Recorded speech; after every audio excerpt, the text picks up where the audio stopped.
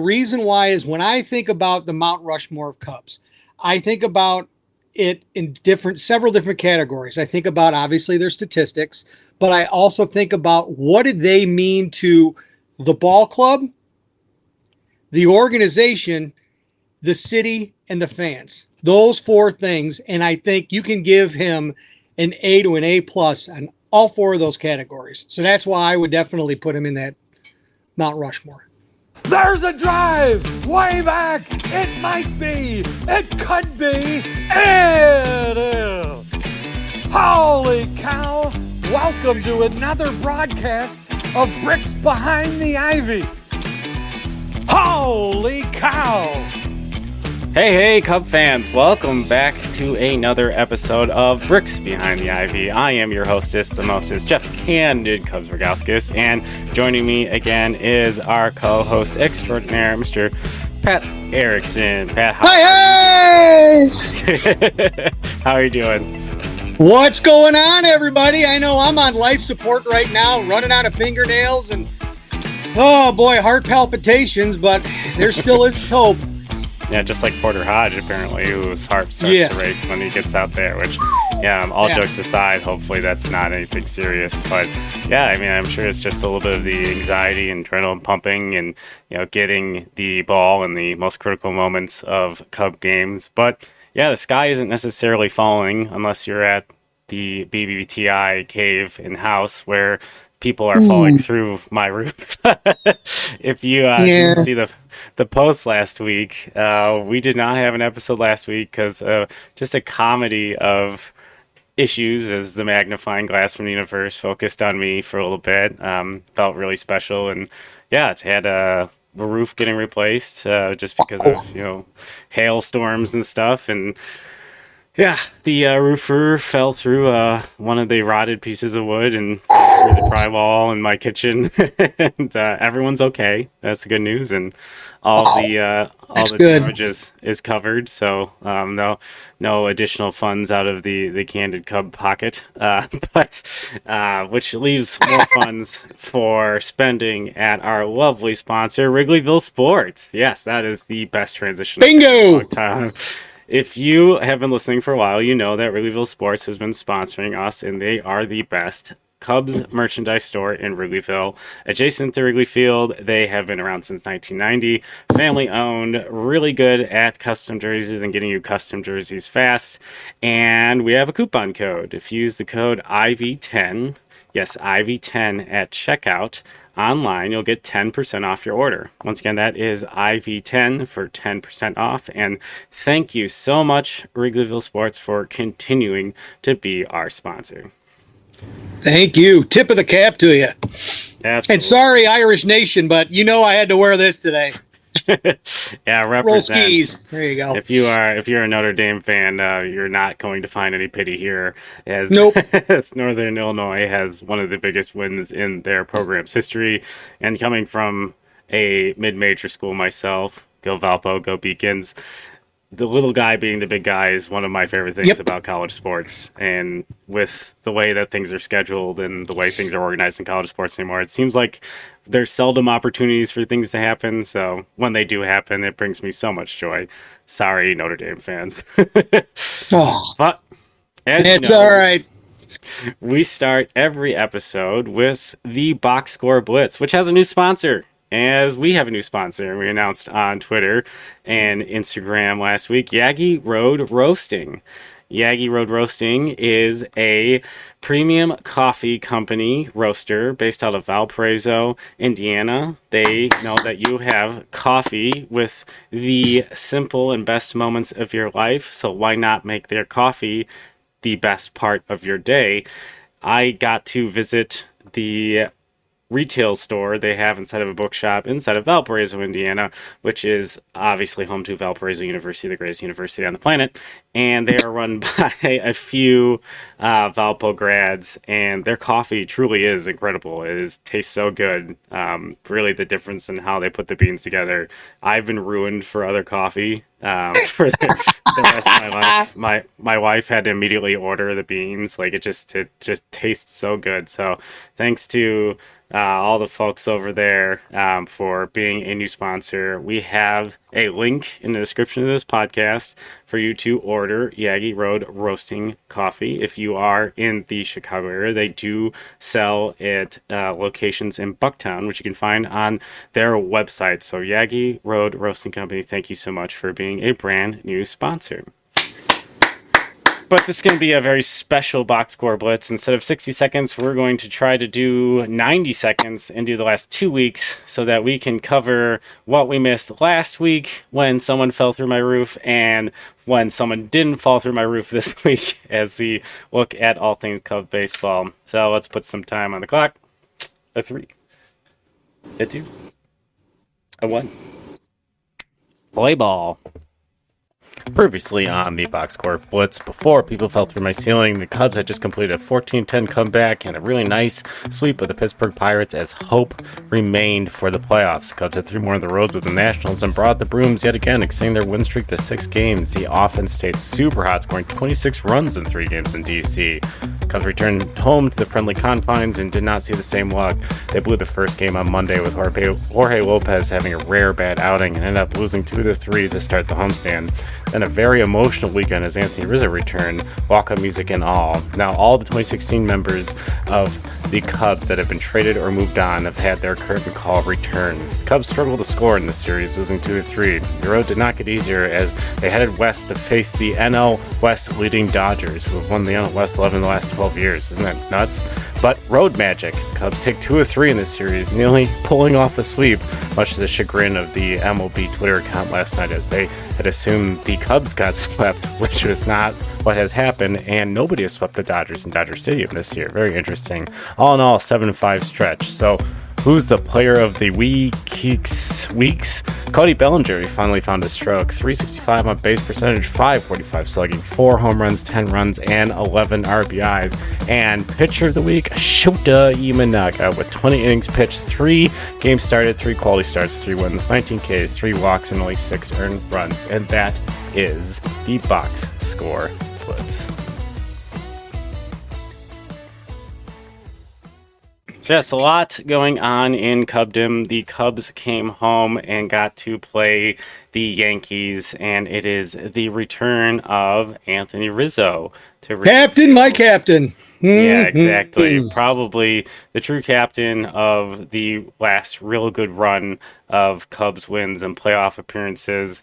It was good to see Rizzo back. They did a lot of cool stuff, like play his walk-up song for his first at-bat, and he talked about how emotional of a trip it was for him as well, and he got lots of standing ovations. And nice to see him healthy, too, because I know he's missed a good chunk of this year with some nagging injuries, and he had that weird concussion thing last year that just took away a lot of his season. But, yeah, Pat, what was it like seeing Tony back at Wrigley Field for you? You know, it brought back a rush of emotion. First of all, it was very gratifying to see him actually come back because he's such a nice guy that, you know, him being out with all these injuries and stuff, just for the fact of him coming back and starting to play again, that was awesome to see. But it brought back just a rush of memories of everything that he did for the ball club, not just in 2016. Granted, yes, 2016, the World Series, everything that he did, the final out, all those great things. But you even got to look beyond all that.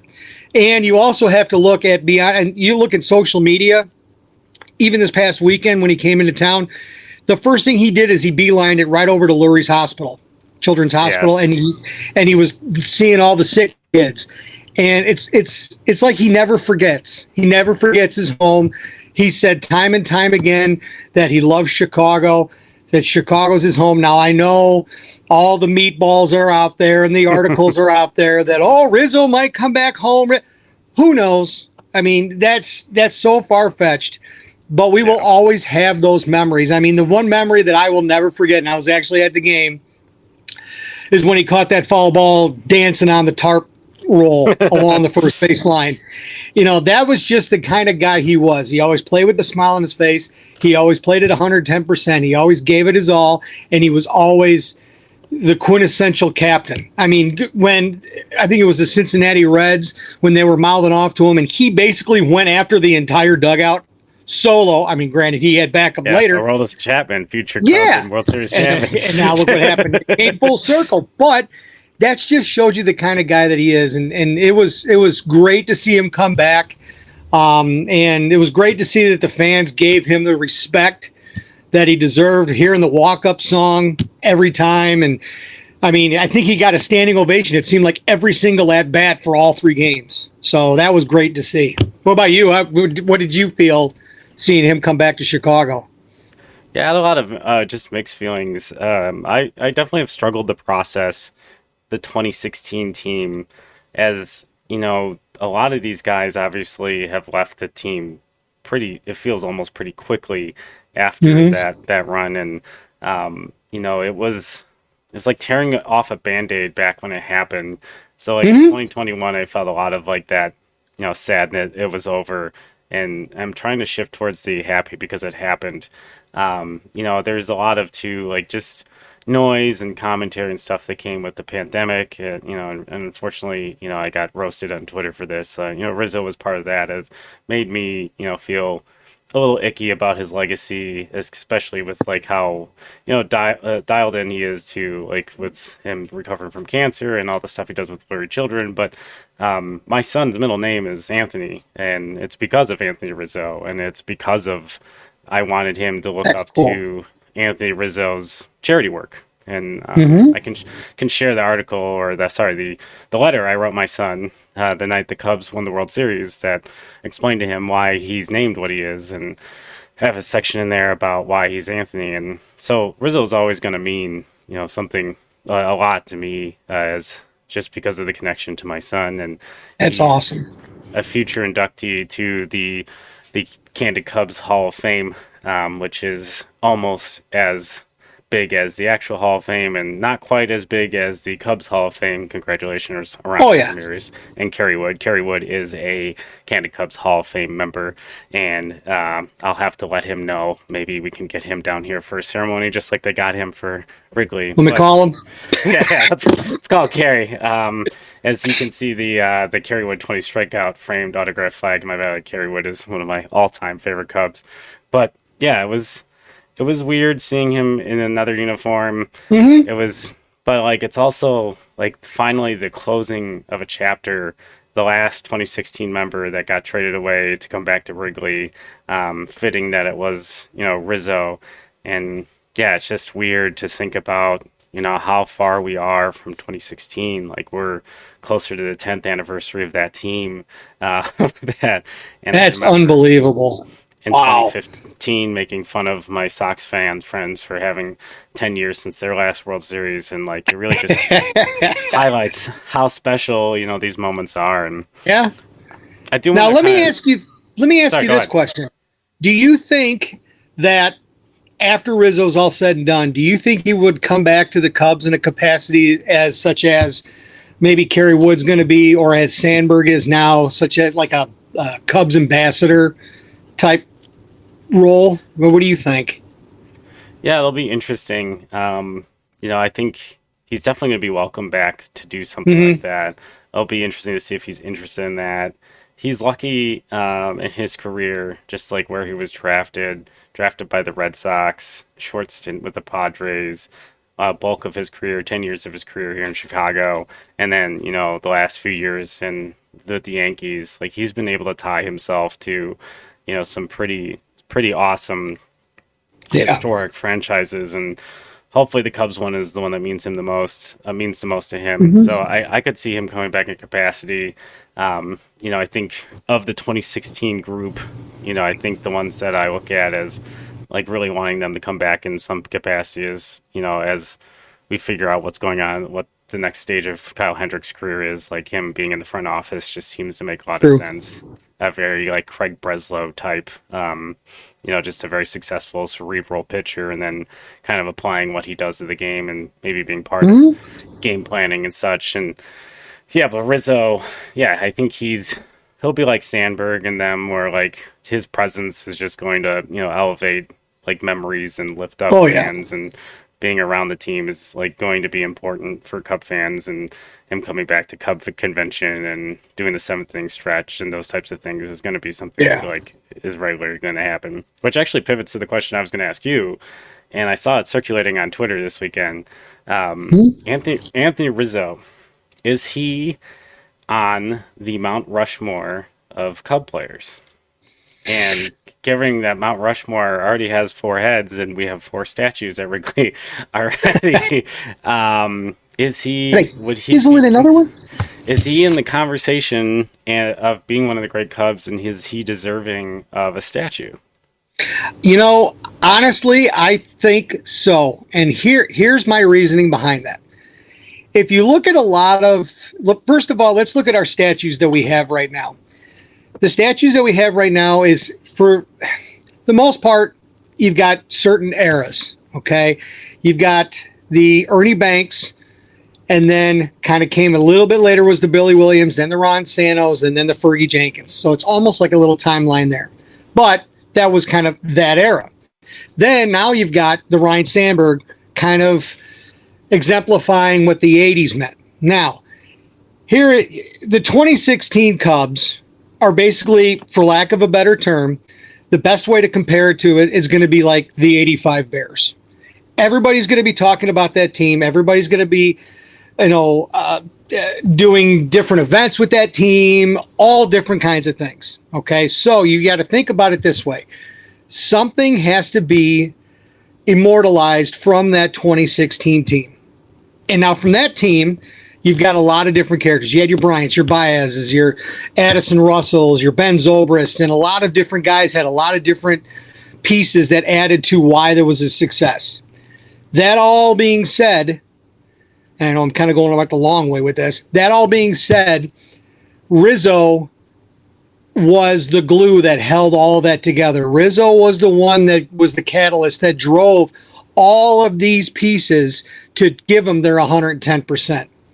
And because of all of that, yeah, I would, first of all, I would be very surprised if he does not get a statue. I mean, let's face it, the neighborhood's big. Okay, he might not be able to squeeze one in Gallagher Way. Maybe, I don't know, by the Toyota car, by Clark and Addison. Or something. I don't know, but I do think, yeah, he's on a tarp. Yeah, hey, like one of these. But I think he is going to get a statue. And then, as far as your Mount Rushmore of Cubs, if you could chisel him in there, I would definitely put him up there.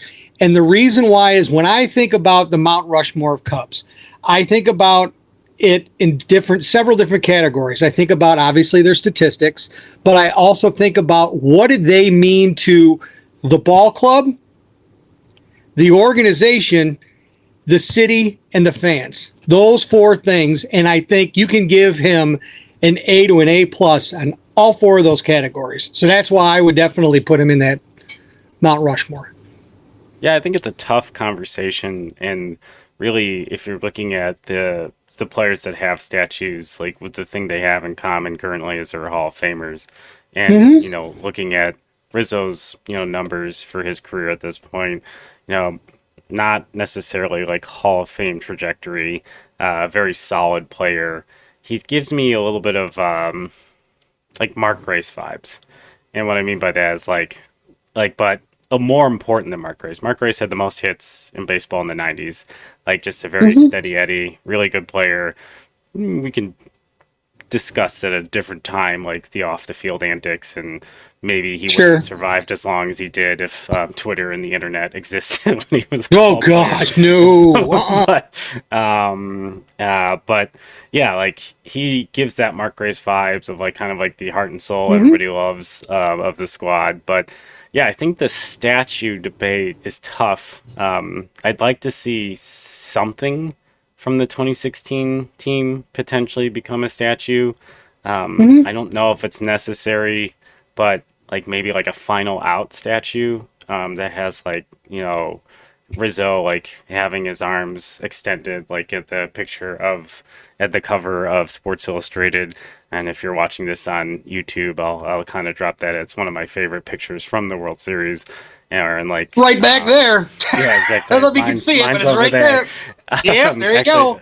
if I move my head, it's it's that one. Yep, there it is. So like Either that or yeah, you can do the one where he's like putting his hands on his head like this, screaming it's magic. I don't know. And it's tough. Like I think there's arguments for like a few folks from that 2016 group to like represent.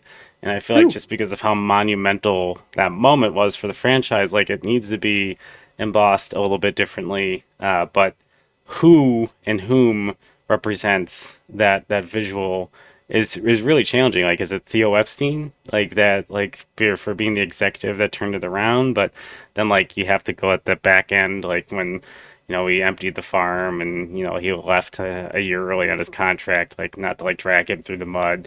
Is it Joe Madden, like in his shtick and like what he brought to that team? Like how do you embody that moment? But like Anthony Rizzo is probably towards the top of that list of being the one to represent that, and puts him in like potentially the statue worthy status. But yeah, I mean he had a 10-year career with the Cubs, 861 OPS in that time frame, which was good for about 130 weighted runs created plus, so about 30% better than the average player in that time period. His numbers aren't as good since he left. So 734 OPS with New York, but a lot of injury-prone seasons. The back, the concussion thing. It just has been different for him since he's been a Yankee. And I do want to just kind of touch base too of, I wanted to write an article last week before someone fell through my roof about the litany of first base and the vacuum that like was left, this black hole left when Anthony Rizzo left first base. Like he was platinum. There's been some characters. Yeah, Yikes. Platinum Glove winner. He was, like he left in the middle of the year in 2021. He would go like steady Eddie, great defender. Like you knew what he was bringing to the table. Pretty solid, high on base percentage and slug energy. Just like all about like what you want at first base. And the Cubs have really struggled until potentially Michael Busch now to like replace that production. Do you know how many guys the Cubs have had at first base since 2021, since Rizzo left? Do you want to take a guess? Let me say 4. It's 9. 9 times. 9 times. You got to be kidding me. Yeah, and that's not. I knew including, it was up there. I didn't realize it was that bad. I'm not even including Cody Bellinger. I want to hear this stellar list. Yeah, so here we go. And if you can name all these at home, the best of that group was the 131 game sample size we got from Frank the Tank Schwindel, who is now just overseas. Yeah, exactly. He was at 118 weighted runs created plus, and just like was solid, and then just fell off. Like just fell off real hard. It was a fun summer when like Frank the Tank was rolling, but yeah, it just didn't really hold up. Cubs traded the summer of Schwisdom. Yeah, exactly. Yes, like back when we had nothing to watch. Nope, that was it. You had Yeimer Candelario, who played some first base after the Cubs traded for him, so not many games there, and he struggled mightily after a really hot start when he got traded. Only a 107 weighted runs created plus, only 41 games over there. Jared Young, he took some. Wow. The on-base machine, or at least we were sold as an on-base machine, Alfonso Rivas. He took a ton of reps at first base.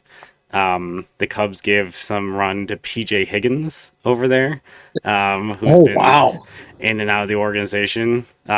The amazingly productive tandem of Trey Mancini and Eric Hosmer, which one of those guys we're still paying, but isn't here. I'll give you a hint. His family owns a pepper farm, as MLB The Show has told me, Trey Mancini Peppers. And both those guys, 75 and 68 weighted runs created plus. Matt Mervis, only 27 games, but Oh, 48 weighted runs created plus.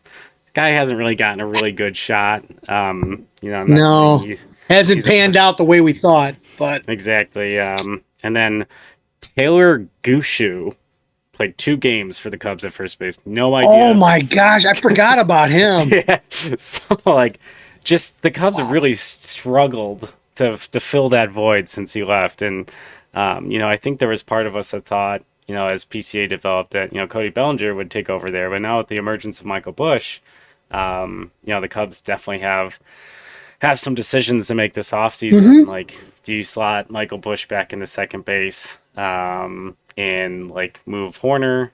Do you slot Isaac Paredes into second base and move Horner, and then try to be a third baseman? Where's Bellinger play? Is he going to be the everyday right fielder, and you're just making the assumption that Seiya Suzuki is going to be your everyday DH? Just a lot of questions there. But yeah, first base since Rizzo left. Not a fun Wow. That is an ugly list. I Yes. could have probably out of that list maybe told you 4. Yeah, And same. that might have been it, but wow. And I mean, a lot of this could also change too, because you're going into the off season and you hear all these kind of grumbles. You've been hearing about how Suzuki, he might be out of town. You never know about that. You don't know if this Paredes thing, if he's going to be staying here, or if this is just going to be, a rental type situation and he's going to be getting out of town. Nobody seems to know what's going on. So that could alter the look of not only the ball club, but who's going to be in the infield to parlay into who's going to be in first base. So yeah, who knows? Yeah, definitely it's going to be an off season to discuss, which Right. is a perfect transition to, if you are watching on YouTube, make sure you're hitting that subscribe button. And if you are listening on a podcast, make sure that you are subscribing there and reviewing, especially on Apple Podcasts, to help us extend reach. And for this week, if you are watching on YouTube, leave some thoughts in the comments. What do you think your favorite Anthony Rizzo moment was when he was a Cub?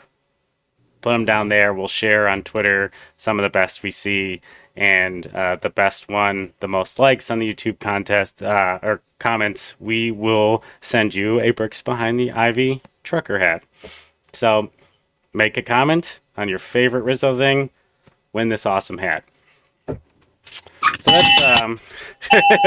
that's a good, that bell means it's time to change subjects, and we're going to talk about, originally I wanted to have this episode be a Cubs eulogy, because I was pretty down after the Yankee series and them going into LA, but they took 2 of 3 in LA, 3 of 3 in the tough stretch after their real hot stretch versus Pittsburgh, and on the road they had lost their winning streak of 8 in a row on the road last evening, and at the end of the day they have stayed alive. We're at a 2% chance.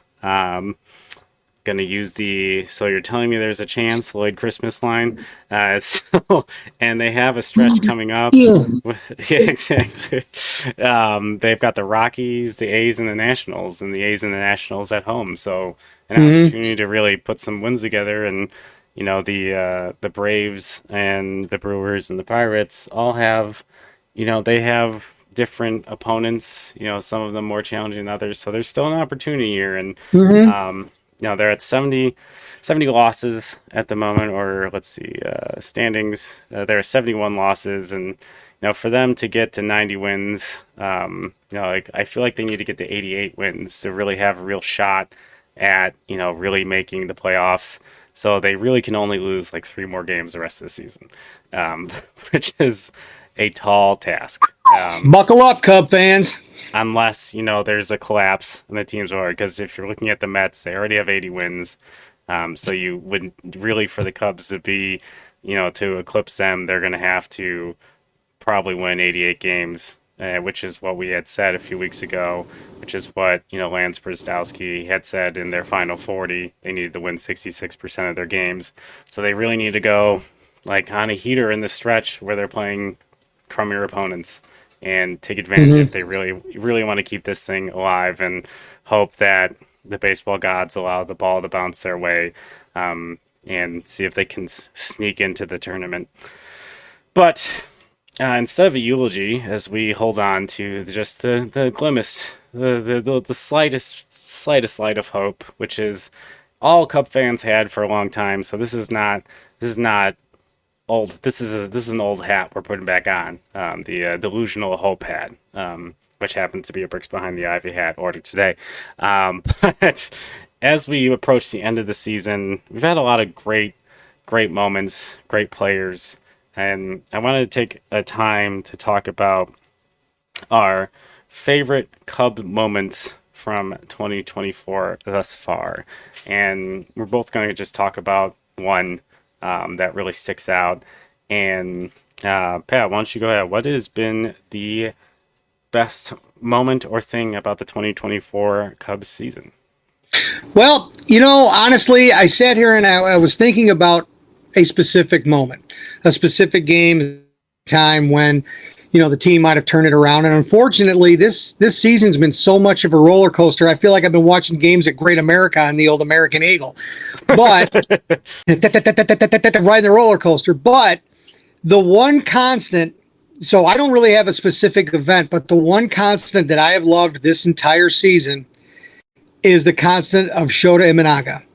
First of all, we got him. If you compare him to the Yamamoto signing, it's a steal as far as contracts are concerned. Okay. But more importantly, and we were talking about this earlier, that is the quietest 13-3 I have ever seen. And besides an outing against the Mets, and I think maybe an outing against Pittsburgh, he has been the constant this entire year. It's almost like if the Cubs have been struggling, or they're struggling to find hits, or they're struggling to, the defense, or whatever the case might be, every single time he takes the bump, you can truly say that he's giving you a chance to win. And it's shown time and time and time again. I mean, and that just showed again the other night when he pitched.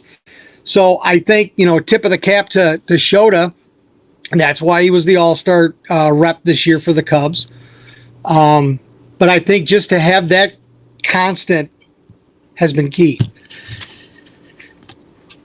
Yeah, Shota Imanaga has been better than advertised. And that feels almost insulting. If you look at the scouting reports and how they projected this guy coming to the major leagues, they said that he was back end starter at best, might have to shift to the bullpen. And the Cubs got a really nice deal for him because it felt like everybody, believed that scouting report. But, he had some trouble with the home run ball when he was overseas, but it had a lot to do with the guy just pounds the zone, throws pitches in the zone a lot. And if you refuse to walk guys and you have to throw a pitch in the zone, then, you take the chance of being hit.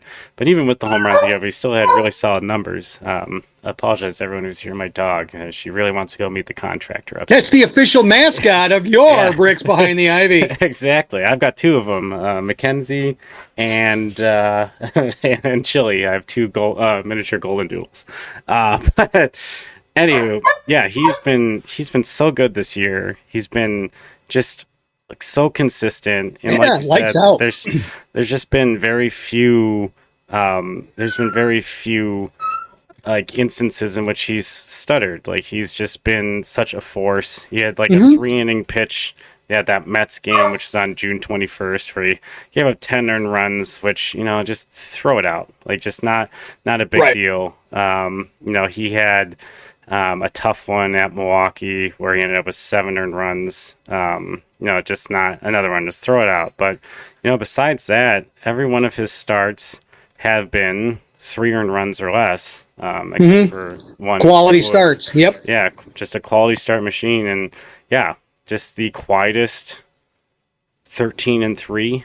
That you've seen. The Cubs, in games he's pitched this year, are 21-6. So like Shota Imanaga really turned into kind of win day. It's just like every time the guy takes the ball, and like he's been like the slump stopper. He's been the guy that you've been able to depend on to really put out a quality start. He's been able to adjust to the type of hitters and stuff here, and has really established a good north-south approach with his splitter and his fastball. And yeah, just such a good story. You hope that like he finds just another gear next year and becomes like just as big of a part of this rotation. If you just in comparison, some tough luck in there, some quality starts, but not necessarily getting run support, and then some injuries also kind of limiting opportunities for Justin Steele. But Cubs are 10-12 in Justin Steele starts this year, which would surprise me, because I would have him be the guy that I'd write down as automatic win day. You would think that would be a lot better than that. I mean, Right. there's so many stats this year that just blows my mind. That one, how we have a 1-run better differential on the road versus home games, it blows my mind. But the other thing that I always love too about Shota this year is the fact of, and you just touched on it, how we've had problems with injuries with Steele. We've had problems with injuries and whatever else is going on with Kyle Hendricks. We've had issues going on with Tyon when he was hurt. And yet we always had that anchor, that quiet anchor, but we've always had the anchor of Imanaga that we always can guarantee and rely upon to go out there year after year, outing after outing after outing. So tip of the cap to you. As much as we sit here too and talk about like the frustrations of like in that moment, just talking about frustrations of this season, like you have to give credit to Craig Counsell and this group to like even be above 500 with some of the injuries that they've been dealt, like how they've put together a rotation at times. And like you could argue it's a failure of like adding the correct players to the team, but we're talking about potentially being a playoff spot, even at like Brown is not pitching again this year, and he was such a big part early in the year. Justin Steele missed a humongous amount of time. Like Javier Assad has been such a mixed bag, either really, really good or really, really tough and walking a ton of guys. Kyle Hendricks was unusable for 2 months. Like it just, and here we are, 5 games above 500 with a glimmer of a shot. Like that's amazing. Like a team. You look in the South Side, and obviously, I'm not trying to kick them all there down, but that's a team that looks like that's given up, and obviously, like it's hard to like kind of wake up looking at that record and play for anything. But like they gave up months ago, and there's just a culture issue. This team at certain points of the season were like just a bushel of games under 500, and they've battled themselves back into a spot. And yeah, maybe they can address some roster issues so like they don't dig the hole again next year. And they will. Really, really looking at a stretch from the middle of May till June in which they were like 12 games or 500. That defined the season. That's the whole. But like yeah, Bellinger was missing. This entire lineup was based on Ian Happ having to be a monster in the 3-hole, and it's just not the type of player he is. And Dansby finding it the second gear in the second half this year, and like really just like continued accentuation of there's no star in this lineup to rise the tide of this group. So, but not that's for more off-season content. My favorite moment this year so far, and it's a little recency bias is at play, but that comeback win when they were down 10-3 in the 7th, and in the 10 in Pittsburgh, that was huge. Complete the sweep and continue on their real hot stretch there to really put them in a position to be above 500, to change the narrative of the last month of this season to being from oh god, like what are we going to talk about on BBTI to hey, like there's a shot. Like there's a shot. Yeah. Like, I'm not saying they're a perfect team. I'm not saying that they do it or will do it. But like the fact that like there's a shot is better than nothing. Like so like that moment, that win, like it, really just like reignited the flame of, like I do like a lot about this group, and when they play well, like they're a fun team to watch, and it would be hard not to mention when you're saying fun PCA. It's just been so great. We all knew the glove was going to make his value as a center fielder for the Oh team. yeah. Like big time. The floor was going to be very high because of the glove, and if the bat ever produced, then we're having a different discussion. And now we're having a different discussion. The bat is turned around since mid-July. He's really cut down on strikeouts. The slug is there. Still aggressive at the plate. Yeah, a little of an oopsie. Trying to assuming that the wild, wacky, inflatable tube man Willie Harris was going to send a runner last night. Went to second. Yeah, Willie had a rough night last night. I don't know what was going on last night, but yeah, I don't want to. In third base too. That also kind of perplexes me. But yeah.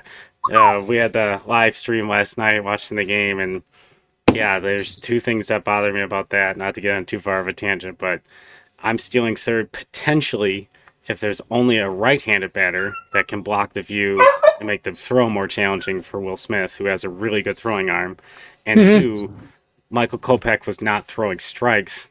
Nope. I didn't see the dire need in that moment, in that count. I don't know if it was a player decided move or if it was called.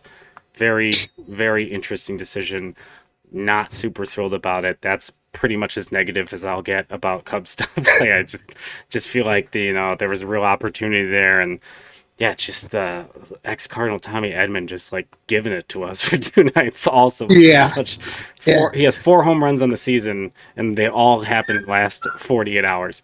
Just like, what? The guy weighs like 90 pounds. Like it'd be like watching me hit a home run. Like he's so surprised to see it. It's like oh yeah. Wow. Yeah, I think that's a good place to leave it as we head into just another stretch of really important games and some home games, some of the final home games at Wrigley, with the Oakland A's coming to town, who are, they're pesky. If you get behind in that game late, good luck. You got to face Mason Miller. So scoring early on that team is going to be really important in that series. And then you got the Nationals who, the Cubs took care of business in D.C. this year, but they're not a pushover team. They've got some young stars that are, keeping the energy up for that group. But really it is about getting to the bullpen. And let's see the offense get hot in the very offensively friendly Colorado Rocky ballpark Horse Field this weekend. But yeah. Absolutely. Thank you so much for listening to another episode of Bricks Behind the Ivy. I am always Jeff Candid, Cubs Rogowskis, joined by Pat Erickson. Make sure perfect timing. I'm out of beer. Exactly. Hit that subscribe button. Make sure that for every time we get a subscriber, we're going to be able to get Pat another beer, which is going to make him happy. But just stay tuned. We'll have more announcements on what Bricks Behind the Ivy is going to be this off season. Make sure you're shopping at Wrigleyville Sports and using that code IVY10. Get some coffee from our friends at Yagi Road Roasting Company, and tune in next week for another episode of Bricks Behind the Ivy. And go Cubs! Go Cubbies!